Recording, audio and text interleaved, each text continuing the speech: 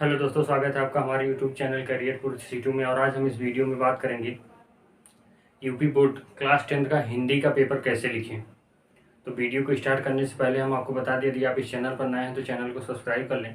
Subscribe करने के बाद बेल आइकन को भी प्रेस कर लें, जिससे कोई नई वीडियो अपलोड हो तो उसकी सूचना तुरंत आपको मिले।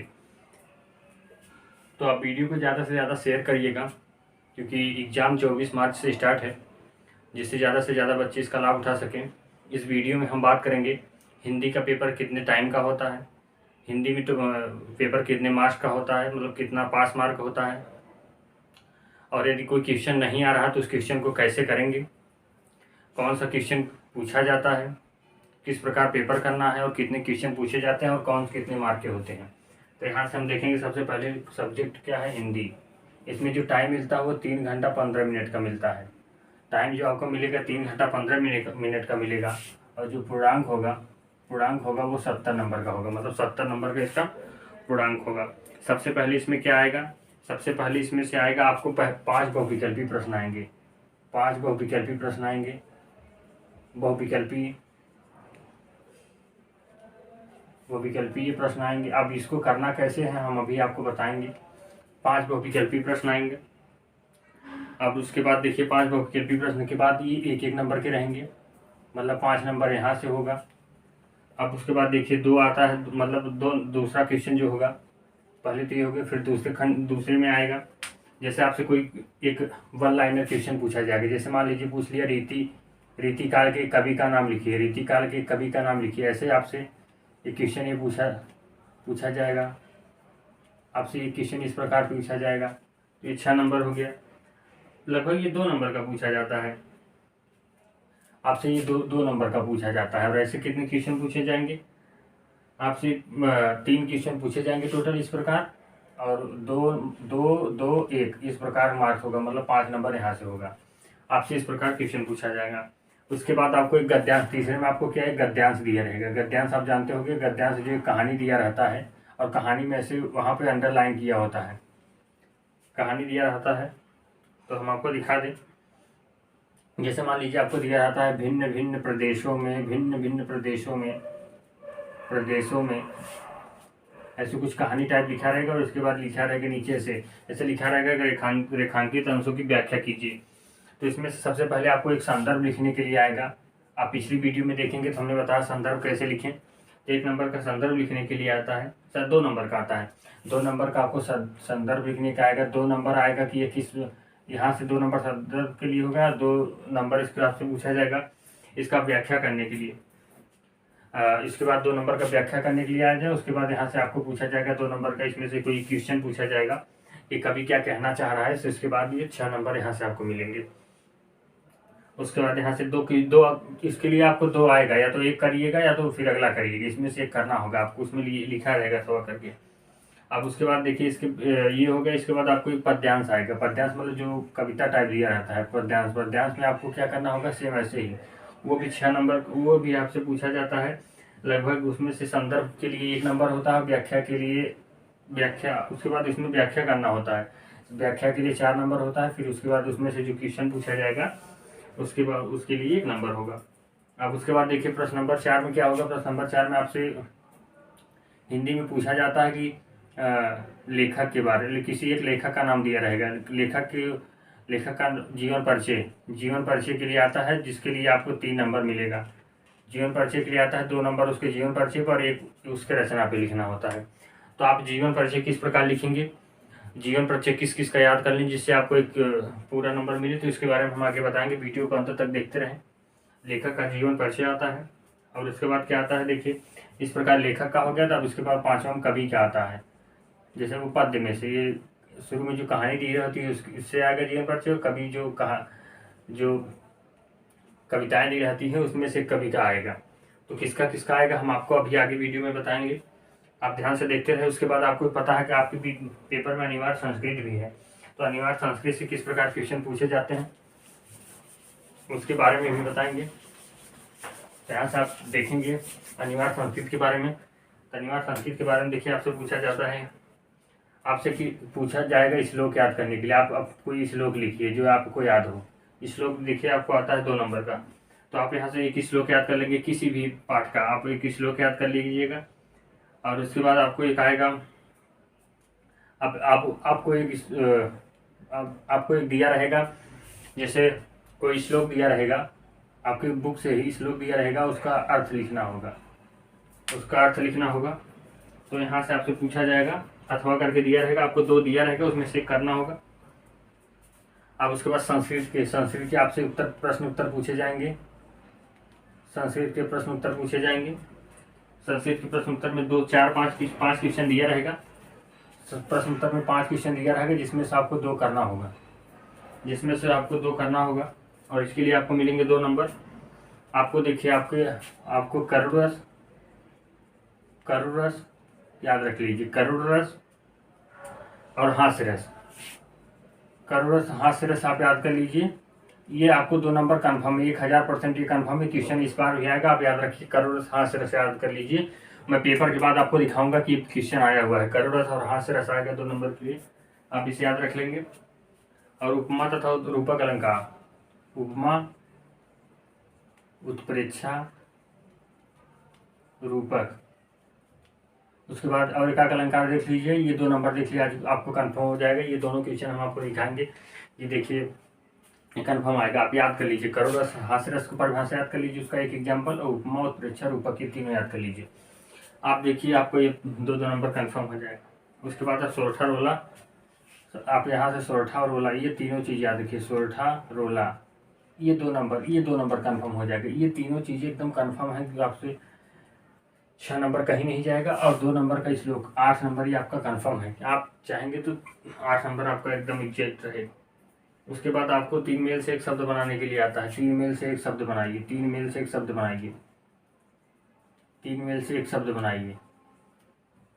ये देखिए कितने नंबर का आता है, ये 2, इसमें 2, 4, 3 करना होता है, 3 नंबर मिलता है। यहाँ से आपको 3 करना होगा, एक एक नंबर तीनों में मिलेगा।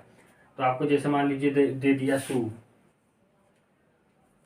जैसे सु दे दिया, प्र दे दिया, तो यहाँ से प्र से क्या होगा, प्रत्येक, ठीक है, प्रत्येक हो गया। यहाँ से सु से सूरज हो गया। तो ऐसे आप अपना बना लेंगे। तो ये क्या हो गया, एक एक शब्द हो गया। और उसके बाद मान लीजिए प्रति दे दिया, तो यहाँ से आप लिखेंगे प्रतिष्ठान। इस प्रकार आप बना लेंगे। और उसके बाद 9वां क्या आएगा, आप आगे देखिए, यहाँ से इतना हो गया। आपसे एक ही नंबर के पूछे जाएगा, तो आप 3 नंबर यहाँ से कवर कर लेंगे। ये भी आप देखिए आसानी से अपने मन से, सु से जो शुरू हो, फिर प्र से जो शुरू हो, प्रति से जो शुरू हो, आप प्रतीक्षा कर सकते हो, प्रतिज्ञा कर सकते हो, यहाँ से आप याद कर सकते हैं। अब उसके बाद देखिए 6वां 8वां 10वां देख लीजिए, 9वां देख लीजिए। अब आपको आता है कि एक एक शब्द बनाइए, प्रत्यय, प्रत्यय आएगा। प्रत्यय में आप याद रखिए कि पीछे का दिया रहता है, आपको आगे लगाना होता है। जैसे पन दिया रहेगा, तो यहाँ से आप क्या लिख लेंगे, अपनापन, अकेलापन, बौनापन। तो इस प्रकार ये हो जाएगा अपनापन। तो पन से आप याद रखेंगे। और ऐसे ही आपको दो का बनाना होता है। आपको 2 नंबर मिलेंगे, एक एक नंबर मिलेगा, एक एक नंबर 2 का बनाना है। जैसे पन दे दिया, तो आपको याद रखना है, जब प्रत्यय की बात करें तो आपको पीछे वाला दिया है, प्रत्यय में आपको याद रखना है पीछे वाला दिया रहेगा, आगे जोड़ना है। प्रत्यय फिर देखिए पीछे वाला दिया रहेगा, आगे वाला जोड़ना है। तो ऐसे ही आपको ऐसा सरल एग्जाम्पल आएगा, तो आप यहाँ से कर लेंगे। जैसे ईक आ गया, अब जैसे नाइक हो गया, तो इस प्रकार आप बना लेंगे, ठीक है। तो उसके बाद आपको देखिए समास विग्रह आता है। तो आप समास विग्रह के लिए क्या करेंगे, अब आगे यहाँ से देखिए आप समास विग्रह आता है। प्रत्यय हो गया, अब उसके बाद देखिए तद्भव तत्सम की तद्भव हो गया, क्या है। तब उसके बाद समास विग्रह आता है। समास के लिए आपको 3 समास आप पढ़े होंगे, समास तो आपको देखना पड़ेगा।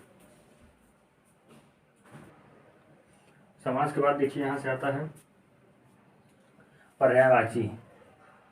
पर्यायवाची आप याद किए होंगे, पर्यायवाची रख लीजिएगा।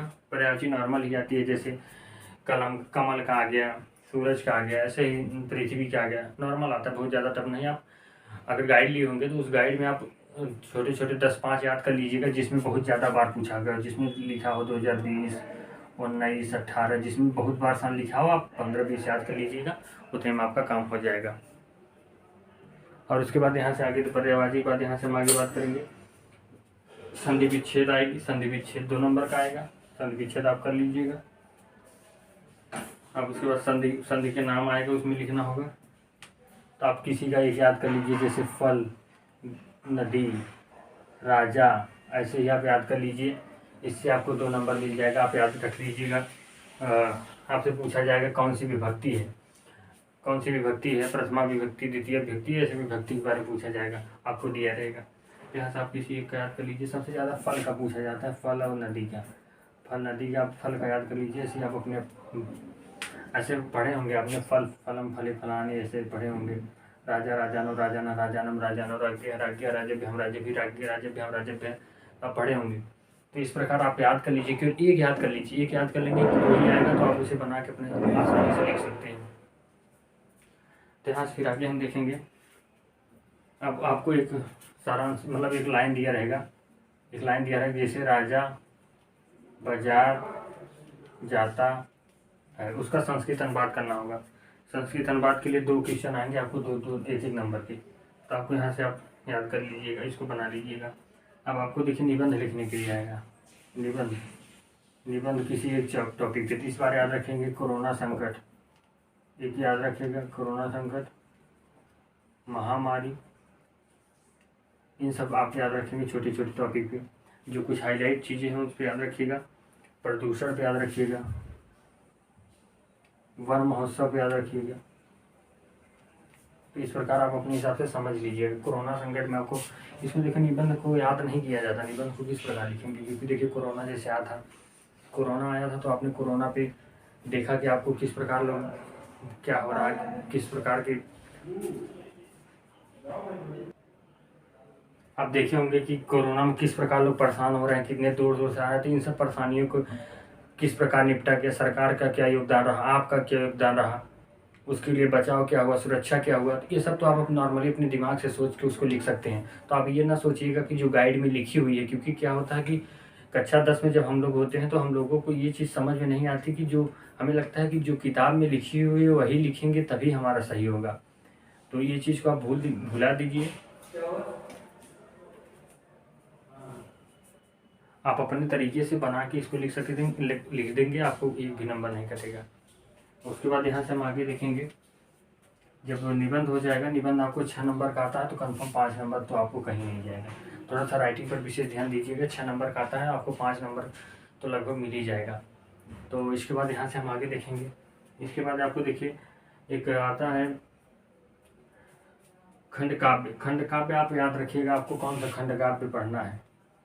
खंड काव्य आप देख लीजिएगा, या क्योंकि सभी उसका अलग अलग होता है, तो आप अपना खंड काव्य चेक कर लीजिएगा। उसके बाद खंड काव्य में आप किसी भी कहानी को लिख लीजिएगा।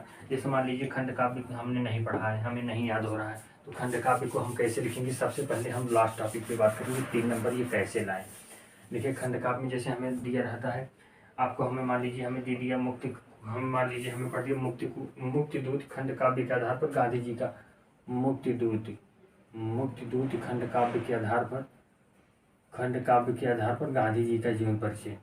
तो सबसे पहली बात तो आपको गांधी जी के बारे में जितना चीज़ें पता हो आप लगभग एक पन्ने में उसको लिख दीजिए, आपका वो कंफर्म हो जाएगा। जैसे आप गांधी जी के बारे में क्या जानते हैं, आपको पता है गांधी जी का योगदान कहाँ रहा है भारतीय स्वतंत्रता आंदोलन में, तो आप गांधी जी के बारे में बहुत चीज़ें लिख सकते हैं। वो दक्षिण अफ्रीका से कब आए, गांधी जी की माता का क्या नाम था, गांधी जी के पिता का क्या नाम था, गांधी जी की पत्नी का क्या नाम था, गांधी जी ने हमारे लिए क्या किया। इन सबको आप थोड़ा डिटेल करते करते करते आप जब उसमें लिखने बैठेंगे ना, तो आपके माइंड में ये चीज़ें आती रहेंगी, तो आप इसको लिख लेंगे। केवल आप क्या करिएगा कि आपके पास जो गाइड होगी उस गाइड में आप खंड काव्य को केवल एक बार पढ़ लीजिएगा। उस समय जब आप लिखना स्टार्ट करेंगे ना, तो क्या होगा आपको सब याद आता चला जाएगा। थोड़ा सा टाइम का ध्यान दीजिएगा, 3 घंटे 15 मिनट आपको पर्याप्त टाइम है, पर लिखते टाइम थोड़ा सा समय का भी विशेष ध्यान दीजिएगा। तो और मान लीजिएगा ये तो गांधी जी की बात हो गई। मान लीजिए और किसी आपको आ गया रामचंद्र जी का, रामचंद्र भगवान का, तो आपको पता है नॉर्मल सी बात है कि आप रामचंद्र भगवान के बारे में आपने वीडियो में बहुत चीज़ें देखी होंगी, तो उसके बारे में आपको लक्ष्मण के लिया जाता, तो आप लक्ष्मण के बारे में लिखते हैं। लक्ष्मण के बारे में कैसे लिखेंगे, आपको पता है जिससे भगवान राम के ये भाई थे, इन्होंने सीता हरण में अपना महत्वपूर्ण योगदान दिया, मतलब बना बना के लिख दीजिएगा अपने हिसाब से। ये राजा दशरथ के पुत्र थे, इनकी माता का नाम ये था, ऐसे ऐसे बना के आप लिख लीजिएगा। उसके बाद जब लक्ष्मण के बारे में बातें ख़त्म हो जाए तो उसमें आप राम को जोड़ दीजिए। राम इनके भाई थे, राम भगवान 14 वर्ष का वनवास किए, तो इस प्रकार आप लिख सकते हैं। तो ऐसे ही नॉर्मल आप ये चीज़ें, हिंदी का पेपर यहाँ से आपको लगभग 70/70 कैसे करेंगे आपको कन्फर्म पता चल गया होगा। तो आप यहाँ से अब देखेंगे जीवन परिचय मान लीजिए सबसे बड़ी समस्या क्या होती है। जीवन परिचय में हम लोग ईयर भूल जाते हैं। ईयर को याद रखिएगा। जब आप सन भूल जाइएगा तो आप लिखिएगा सन, यहाँ लिखिएगा लगभग 1867, ऐसे अंक लिखिएगा 2, जिससे कोई नॉर्मल सी सम लिख लीजिएगा, जैसे मतलब अटपटा सा हो, थोड़ा सा ऑड हो, तो इस प्रकार आप लिख सकते हैं। मतलब ऑड नंबर हो यहाँ से 1800, जैसे 97, 1834, ऐसे किस प्रकार 1900 में तो नहीं, 1764, 1791, ऐसे कुछ इस प्रकार के वर्ड लिखिएगा। और आगे लगभग लगा दीजिएगा। लगभग से क्या होता है कि 5 साल आगे पीछे हो जाता है, जैसे सन भूल जाए तब। वैसे एग्जैक्ट याद रखिएगा, जैसे मान लीजिए आप भूल गए तब इसके लिए क्या करेंगे। और आप एक रचना याद रखिएगा, रचना आप लिख लीजिएगा तो आपका 1 नंबर कन्फर्म हो जाएगा। उसके बाद क्या करेंगे, जीवन परिचय हो गया। उसके बाद जीवन परिचय के बाद आप 5 नंबर कैसे तैयार करेंगे। पहले बहुविकल्पी में क्या करना है, तो बहुविकल्पी में सबसे पहले आप याद रखिएगा कि आप जो गाइड लिए होंगे उसमें से केवल एक बार बहुविकल्पी पढ़ लीजिएगा, और उसके बाद जो जीवन परिचय याद करेंगे उसी में से आपको एक नंबर का आपको उसी में से क्वेश्चन पूछ लेता है। वैसे ज़्यादातर पेपर में आप जैसे आप छोड़िएगा नहीं, सबसे पहली बात तो आप एक भी क्वेश्चन छोड़िएगा नहीं, क्योंकि माइनस मार्किंग नहीं है। जिससे अगर नहीं आ रहा है तो भी उसे टिक करिएगा। और लिखने का तरीका है, आप याद रखिए, यहाँ से आप लिखिएगा सबसे पहले आप पेपर उठाइएगा, प्रश्नोत्तर नंबर 1 लिखिएगा। प्रश्नोत्तर नंबर 1 का क है तो आप प्रश्नोत्तर नंबर 1 का क लिखिएगा, इस प्रकार करिएगा। और यहाँ से एक लाइन देखिए, खींचिएगा, बस ऐसे एक लाइन, बस ऐसे 2 लाइन। इस साइड लाइन नहीं खींचना है, क्योंकि इस साइड लाइन कभी नहीं खींची जाती, याद रखिए। इसका बहुत बड़ा प्रभाव पड़ता है। आप 80% पाते रहेंगे, अगर इन सब चीज़ों का ध्यान देंगे तो आपको बहुत अच्छा हो जाएगा। आप याद रखिएगा, जैसे किसी लेखक का नाम लिख रहे हैं तो उसे ब्लैक पेन से लिखें या उसे अंडरलाइन कर दें। किसी भी अच्छी चीज़ को लिख रहे हैं तो उसे अंडरलाइन कर दें। मतलब जैसे किसी लेखक का नाम, किसी पाठ का नाम लिख रहे हैं तो संदर्भ में ये चीज़ याद रखिएगा। और भी बहुत सारी चीज़ें हम आपको बताते रहेंगे, तो आपको ये समझ में गया होगा कि पेपर कैसा आएगा, पेपर में क्या करना होगा, क्या याद रखें, क्या नहीं याद रखें, इन सब के बारे में हम बता दें। तो आपको वीडियो कैसी लगी कमेंट बॉक्स में ज़रूर बताइएगा। और आपको किसी भी सब्जेक्ट में यदि परेशानी हो तो आप कमेंट बॉक्स में कमेंट करिएगा।